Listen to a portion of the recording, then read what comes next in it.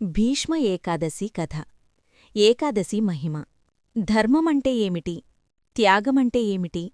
జీవితమంతా ఒక్క మాటకే కట్టుబడి నిలిచిన మహానుభావుడు ఎవరో తెలుసా? అతడే భీష్మ పితామహుడు. ఆ మహావీరుడు విష్ణువును స్మరిస్తూ ఉపవాసం చేసిన పవిత్ర రోజే భీష్మ ఏకాదశి. ఈరోజు ఆ పవిత్ర కథను తెలుసుకుందాం. శంతర మహారాజుకు జన్మించిన దేవవ్రతుడు తండ్రి ఆనందం కోసం తన జీవితం మొత్తాన్ని త్యాగం చేశాడు. సింహాసనం త్యజించి జీవితాంతం బ్రహ్మచర్యం పాటిస్తానని భయంకరమైన ప్రతిజ్ఞ చేశాడు. ఆ రోజునుంచి దేవవ్రతుడు భీష్ముడయ్యాడు. కురుక్షేత్ర యుద్ధంలో భీష్ముడు అజేయుడిగా పోరాడాడు. కాని ధర్మస్థాపన కోసం శ్రీకృష్ణుని సంకల్పంతో అర్జునుని బాణవర్షంలో భీష్ముడు బాణశయ్యపై పడిపోయాడు. అయితే భీష్ముడికి ఉన్న వరమేమిటంటే ఇచ్ఛామరణం. బాణశయ్యపై తీవ్రమైన బాధలో ఉన్నప్పటికీ భీష్ముడు మాఘశుక్ల ఏకాదశి రోజున ఆహారం త్యజించి మనసంతా విష్ణువుకు అర్పించాడు. శరీరం బాధలో ఉన్నా మనస్సు మాత్రం నారాయణుని పాదాల దగ్గరే ఉంది. ఆ రోజే భీష్ముడు యుధిష్ఠిరునికి ధర్మబోధ చేశాడు. సూర్యుడు ఉత్తరాయణంలో ప్రవేశించిన తర్వాత శ్రీకృష్ణుడు భీష్ముణ్ణి దర్శించాడు. కృష్ణుని దివ్యరూపాన్ని చూస్తూ భీష్ముడు ప్రశాంతంగా ఈ లోకాన్ని విడిచి వైకుంఠాన్ని చేరాడు.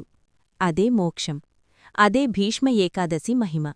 భీష్మ ఏకాదశి రోజు విష్ణుపూజ చేసి ఉపవాసం ఆచరిస్తే పాప విమోచనం, పితృదోష నివారణ, ఆరోగ్యం, మనశ్శాంతి మరియు మోక్షమార్గం సిద్ధిస్తాయని శాస్త్రాలు చెబుతున్నాయి.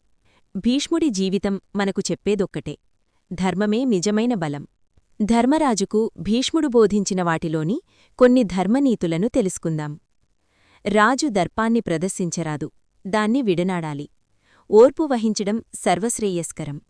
శరణాగత రక్షణ ముఖ్యం. రాజుకు జాగ్రత్త చాలా అవసరం. అవినీతినెరుగని అధికారులను నియమించిన ఎడల రాజ్యధనాగారానికి ధనం కొరత ఏర్పడదు. ప్రజలను కన్నతండ్రివలే చూచుకోవాలి. వారి ఆదాయంలో 6వ పాలు పన్నుగా స్వీకరించాలి. యుద్ధంలో క్షతగాత్రులైన వారి పరిరక్షణం గావించాలి. యజ్ఞయాగాదులను ఆచరించాలి. బ్రాహ్మణోత్తములను, గురువులను, తల్లిదండ్రులను భక్తితో సేవించి ఆరాధించాలి. బ్రాహ్మణులకు ఇంద్రియ నిగ్రహం, వేదాధ్యయనం, స్వధర్మాచరణం వంటివి ప్రధాన ధర్మాలు. బ్రహ్మచారికి గురుశుశ్రూష, వేదాధ్యయనం, భిక్షాన్నభోజనం, ఇంద్రియ నిగ్రహం, సకల ప్రాణుల హితవూ కోరటం ముఖ్యం. కరుణ, సత్యవాక్కు, ఓర్పు, సజ్జన సాంగత్యం, అతిథి సత్కారం, పితృదేవతారాధన, సర్వప్రాణిహితవూ కోరటం ముఖ్యం.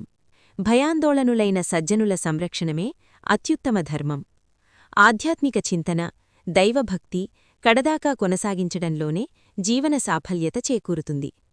పరాక్రమం, సత్యం, సత్కర్మలు చేసే జ్ఞానం, భక్తిగాంభీర్యం వ్యక్తిత్వంగా గల వ్యక్తి ఏ కులం వాడైనను యోగ్యుడే. సత్యం పలకడం సర్వధర్మాలకు మూలమని, అసత్యం పాతకమని, జీవులకు మేలుచేసే అసత్యం కూడా ధర్మమేనని, జీవులను బాధించు సత్యమైనను పాపములేనని తెలుసుకోవాలి. ఒకవేళ పాపం చేసినట్లయితే పశ్చాత్తాపం చెందాలి. ధర్మబుద్ధితో జీవించడం, ఇతరులకు మేలు చేయడం వంటి కార్యముల ద్వారా ఆ పాపం నశిస్తుంది. లోభం పాపాలన్నిటికీ మూలం.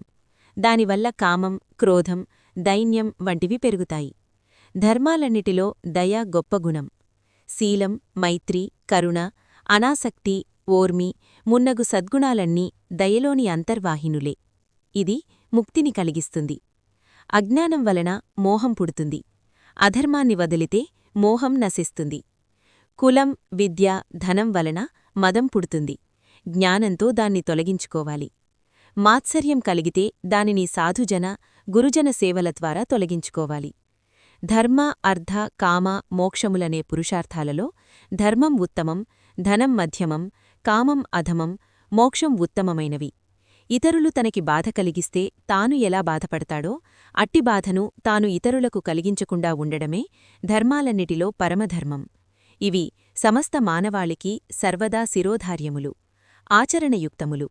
ఈ భీష్మ ఏకాదశి కథ మీకు నచ్చితే వీడియోకు లైక్ చేయండి. మీ మిత్రులతో షేర్ చేయండి. ఇలాంటి భక్తి కథల కోసం సబ్స్క్రైబ్ చేయడం మర్చిపోవద్దు. జై శ్రీమన్నారాయణ.